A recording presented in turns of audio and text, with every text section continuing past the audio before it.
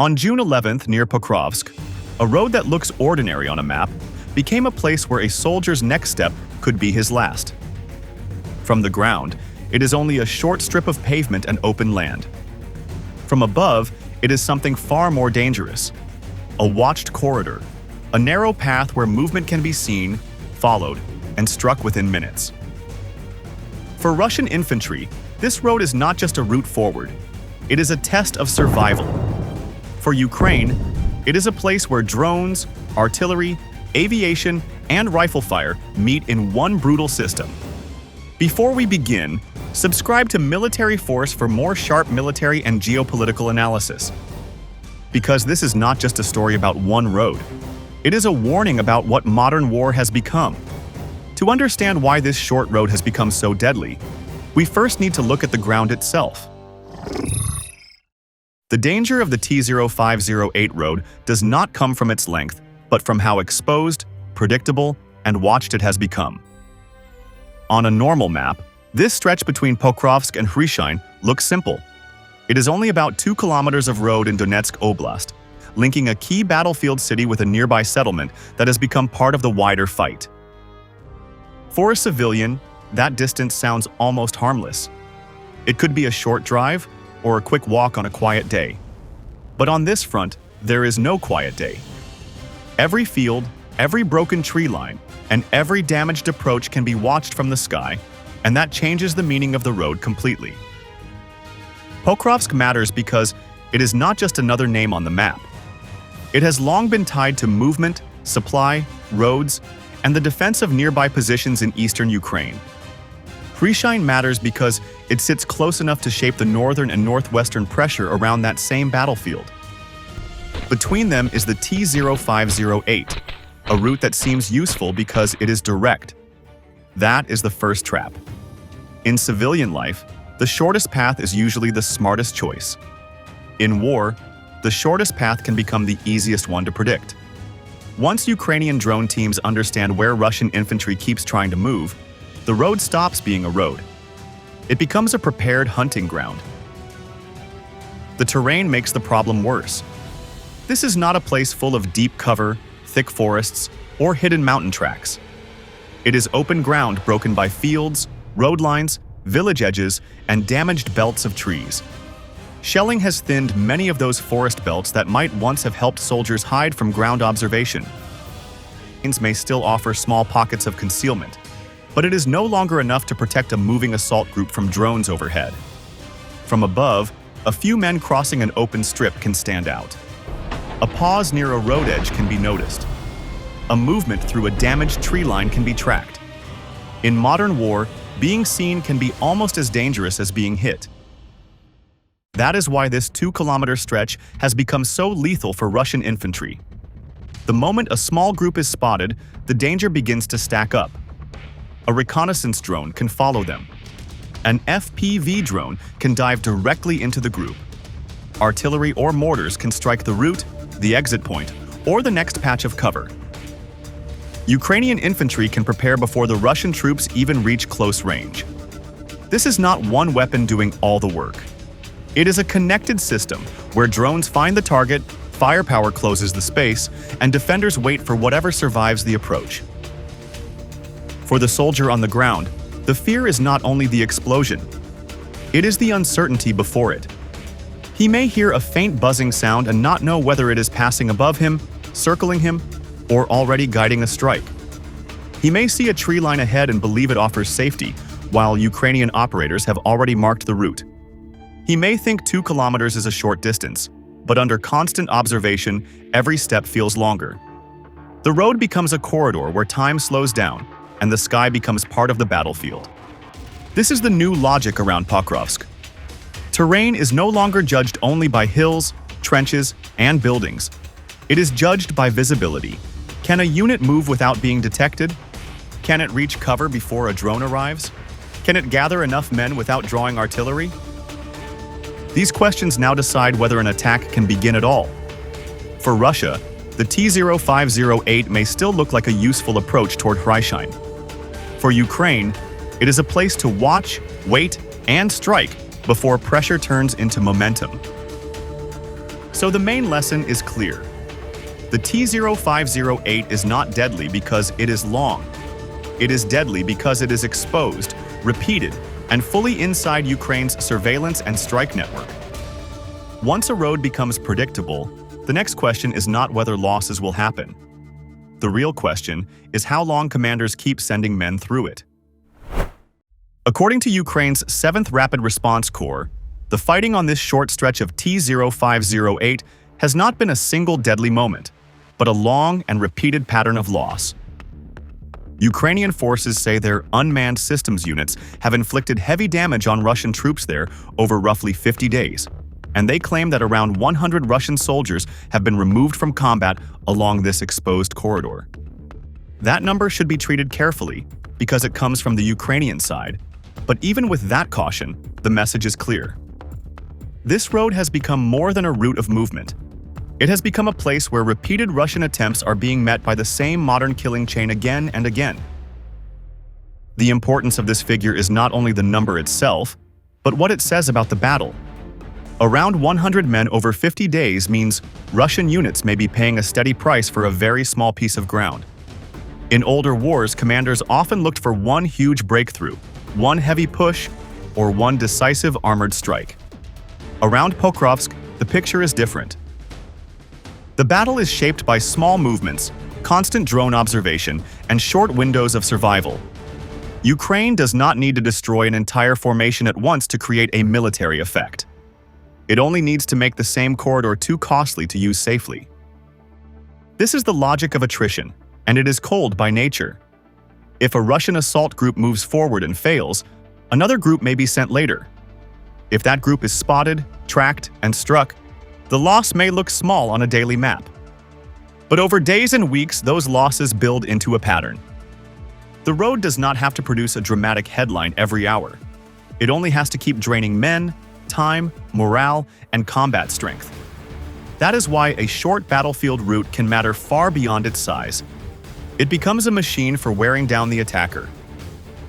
Ukrainian drone units are central to that machine. A reconnaissance drone can observe movement before the soldiers on the ground even realize they have been seen. Once a group is detected, Ukrainian forces can choose the right tool for the moment. FPV drones can strike individuals, pairs, small teams, or temporary cover. Mortars and artillery can hit likely gathering points or block the next move. If a larger group appears, heavier firepower can be brought in. If Russian soldiers survive long enough to reach close range, Ukrainian infantry can engage them with rifles, machine guns, and other direct fire. The key point is connection. A drone alone does not explain the whole battle, and artillery alone does not either. What makes this type of defense dangerous is the way the tools work together. The drone sees. The operator reports. The fire system reacts. The infantry prepares. In the past, a soldier crossing open ground mainly feared shells falling from far away. Now he also fears the small aircraft above him, the camera watching him, and the strike that may already be on its way. The battlefield has become faster, closer, and much less forgiving. This is where the story becomes more than a technical report. The Russian soldiers moving through this zone may be disciplined, exhausted, frightened, or brave. Some may understand the danger clearly, while others may only know that their orders push them forward.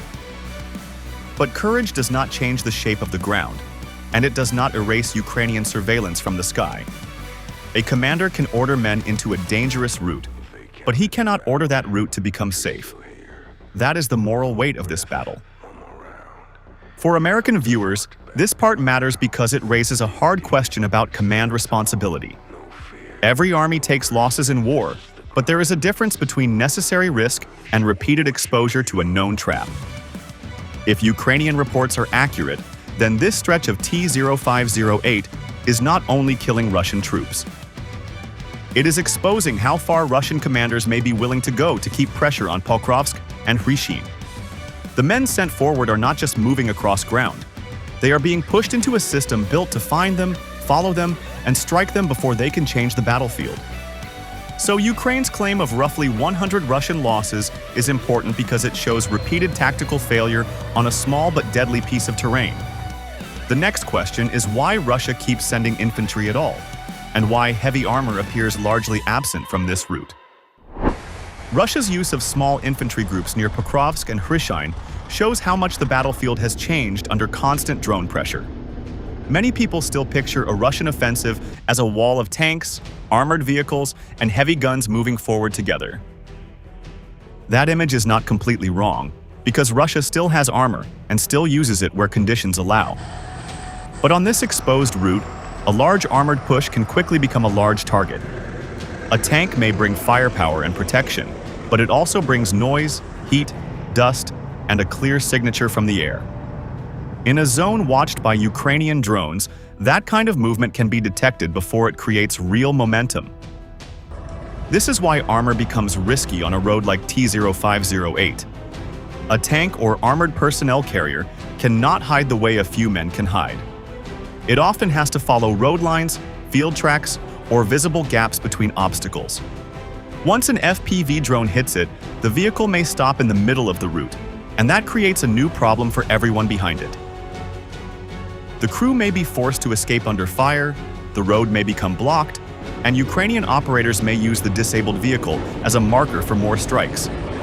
In that moment, one damaged machine can turn into a signal flare, showing where Russian movement is happening.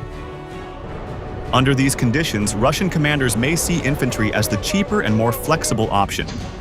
Small assault groups can move through broken tree lines, damaged village edges, ditches, drainage areas, and field borders. They can split into teams, avoid obvious routes, and try to slip through the spaces between Ukrainian positions. Instead of one heavy punch, they create many small problems at once. One group may probe a tree belt, another may test a ruined building. A third may move slowly toward an approach line and wait for darkness, smoke, or bad weather. This method can stretch Ukrainian attention and force defenders to watch many points at the same time. But this tactic has a serious weakness. Small infantry groups are harder to see, but they are also harder to sustain. They carry limited ammunition, limited food, and limited medical supplies. If they get wounded, evacuation is dangerous. If they reach a forward position but cannot bring more troops behind them, they may be stuck in a place they cannot hold. If Ukrainian drones cut the route behind them, they may become isolated before they can turn a small gain into a real advance. That is the central problem for Russia near Grishino. Infiltration can create pressure, but accumulation creates a breakthrough. This is why Ukraine is trying to break the chain before it forms. A few Russian soldiers reaching a tree line is dangerous, but a larger group gathering there is far more serious. If more men arrive, they can bring extra ammunition, radio equipment, drone operators, and anti-tank weapons. They can create a foothold, hold it, and then expand it. But if Ukrainian forces spot them early and strike before they gather enough strength, the Russian attack remains small, separated, and easier to contain. In modern war, stopping the buildup can be more important than stopping the first step. It would be a mistake, however, to describe Russia as careless or primitive. The Russian military is adapting. It is using drones, electronic warfare, small assault teams, and sometimes more specialized troops to support movement near the front. Russian commanders understand that a large formation can be punished fast, so they are trying to reduce visibility and spread risk across smaller units. The problem is that the battlefield punishes almost every choice. Armor is powerful but visible. Infantry is flexible but exposed. Large units can strike harder but are easier to detect. Small teams can hide better, but often struggle to hold ground. So Russia's shift towards small infantry groups is not proof that the battle is simple. It is proof that the drone-dominated battlefield has made traditional armored movement extremely dangerous. Near Pokrovsk and Grishino, every option carries a price, and commanders are choosing which losses they think they can afford. By June 11th, this pattern of small group assaults and drone-driven defense had turned the wider Pokrovsk direction into one of the most active parts of the front. By June 11th, the battle in the Pokrovsk direction had turned into a day of constant pressure. with Ukrainian reporting describing dozens of Russian attacks across the sector. This does not mean one massive human wave moving across one field at the same time. In this war, an attack can be much smaller, quieter, and harder to see from a map. It can be a team moving through a damaged tree belt, a probe toward a village edge, a push across a road gap, or a short assault meant to force Ukrainian troops to reveal where they are firing from. Around Pokrovsk, Grishino, and nearby settlements, Russia was not only trying to gain ground, it was trying to find weak points in a defensive system that has been under pressure for months. The names reported around this fighting show how wide the pressure had become. Ukrainian updates mentioned combat near areas such as Novoalexandrivka, Muravka, Grishino, Kalinove, Udakny, and several nearby directions. For most viewers, these places may sound distant and hard to picture, but the military meaning is simple. Russia was not testing only one road or one village. It was applying pressure across a wider front, hoping that one small opening would appear. If a group fails in one place, another group may try somewhere else. If one route is watched, another path through a field, trench line, or broken settlement may be tested next. This is the rhythm of the fight near Pokrovsk. It is not always clean, fast, or dramatic. It is often a grinding contest of short movements and quick reactions. A Russian team may move forward, stop, hide, and wait. Ukrainian drones may search the area, lose sight for a moment, then pick up movement again. Artillery may fire at a suspected gathering point, while FPV drones hunt smaller targets closer to the line. The goal for Russia is to keep pushing until Ukrainian defenses become tired, stretched, or confused. The goal for Ukraine is to stop each small movement before it becomes something larger. That is why stopping infiltration is now one of Ukraine's most important tasks. Modern front lines are not always a solid wall of soldiers. They are zones of trenches, damaged houses, tree belts, mines, drone observation points, and empty spaces between positions. A few Russian soldiers slipping into one of those gaps may not change the battle immediately. But if they survive, hide, bring in more men, and link with another group, the danger grows fast. What begins as a small probe can become a foothold. A foothold can become a staging point. A staging point can support the next assault. Ukraine's response is built around preventing that chain from forming. UAVs search for movement before the enemy reaches cover. Artillery and mortars hit likely approach routes, tree lines, and assembly points. FPV drones strike small teams, temporary shelters, vehicles, and supply spots. Aviation can be used when a larger concentration is found. Infantry fire becomes decisive when Russian troops come close enough to threaten a position directly. The battle is no longer only about holding a trench. It is about preventing the enemy from becoming invisible between trenches. Still, this is not a one-sided fight. Russian drones are also active, and Ukrainian forces operate under their own constant threat. Supply vehicles can be spotted. Evacuation routes can be hit. Troop rotations can be watched from above. Even a short movement behind the line may become dangerous if Russian operators detect it. That is what makes the Pokrovsk sector so brutal. Both sides are trying to find, fix, and strike the other before the other side can move first. The road may be deadly for Russian infantry, but the wider battlefield is dangerous for anyone who appears in the wrong place at the wrong time. American viewers who study weapons and military doctrine, this fight is a preview of future war.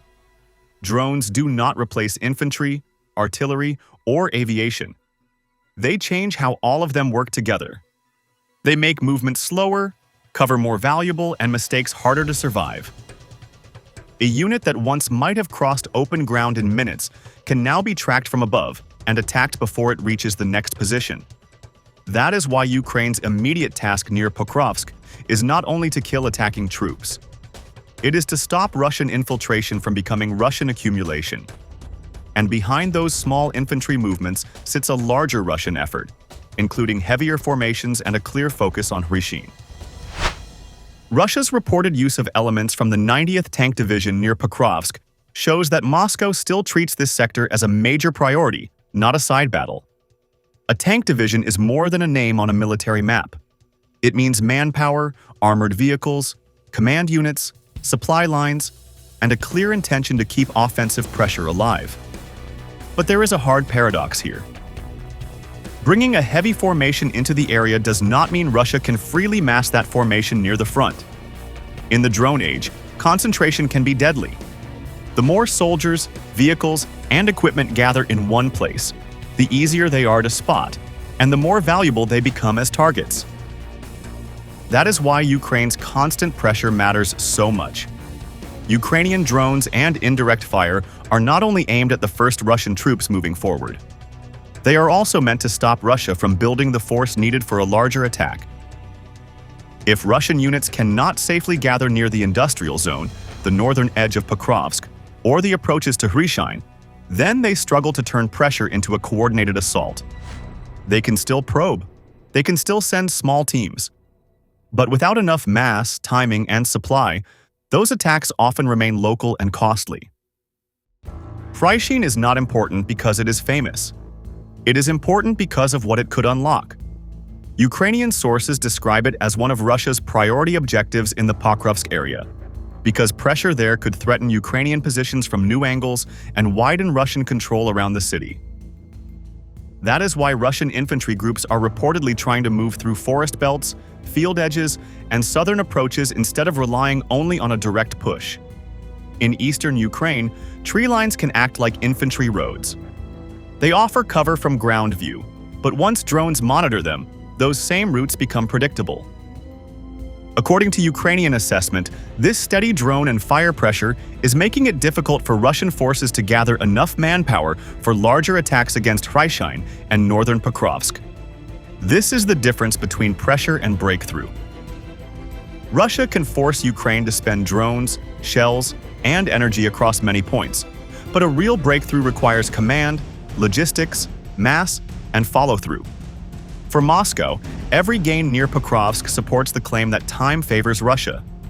For Kyiv, every failed assault proves to Western partners that Ukraine can still impose a high cost. The lesson for American viewers is not simply that drones beat tanks. Tanks, artillery, infantry, and logistics still matter. But drones now punish movement, expose assembly areas, and shorten the time between detection and strike. Ukraine also pays a price because supply runs, evacuations, and forward positions remain under threat. Still, the purpose is clear: deny Russia momentum.